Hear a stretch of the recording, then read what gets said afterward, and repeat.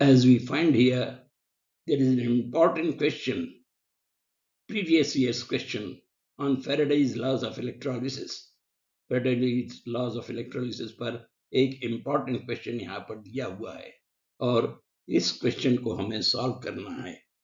A solution of aluminum chloride is electrolyzed for 30 minutes using a current of 2 amperes.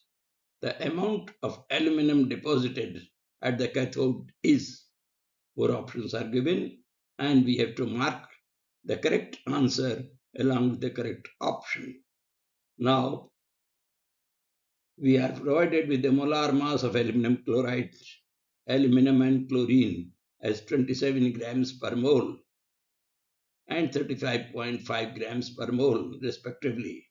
And of course, the Faraday's constant is also given as 96,500 coulombs per mole.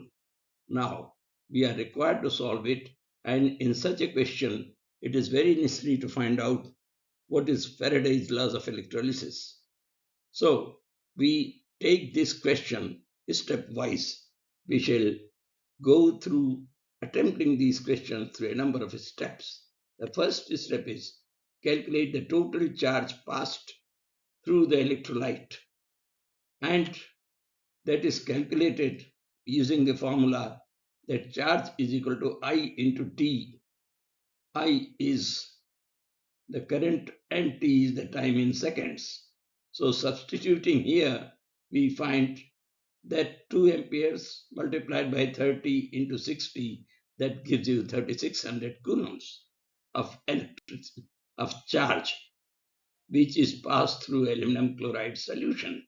Well, this is the first step. Then we proceed to the second step, where we need to understand what is Faraday's laws of electrolysis. And a recall of Faraday's laws. Of course, the first law of electrolysis is applicable here.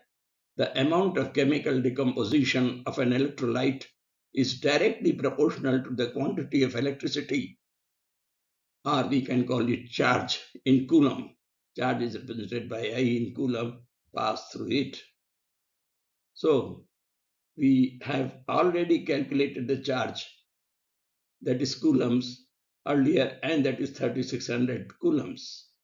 Now, therefore, if you put this Faraday's laws of electrolysis mathematically, we can say that W is proportional to CT. C is the current in amperes, T is time in second. Now we can definitely remove the proportionality constant here by putting a constant. Proportionality sign जो है इसको हम अगर एक constant लगा दें तो इसको हम बड़ी आसानी से रिमूव कर सकते हैं. And this constant is known as electrochemical equivalent weight, or what is known as, in short, we call it as ECE. So W becomes equal to ZCT, where C is the current strength in amperes and T represents the time in second. Or the same we can express is that W is proportional to I, and where I is the charge, that is CT, and Z is the electrochemical equivalent weight. Now we proceed to solve this question and find out ECE. That will be our next step. Step to calculate aluminum's ECE. We know that atomic weight of aluminum is 27 grams per mole, and atomic weight divided by the valency, that gives you the equivalent weight. Now here we find that aluminum is tripositive, and therefore its valency is 3. So 27 divided by 3, that gives you 9 grams per equivalent, that is ECE.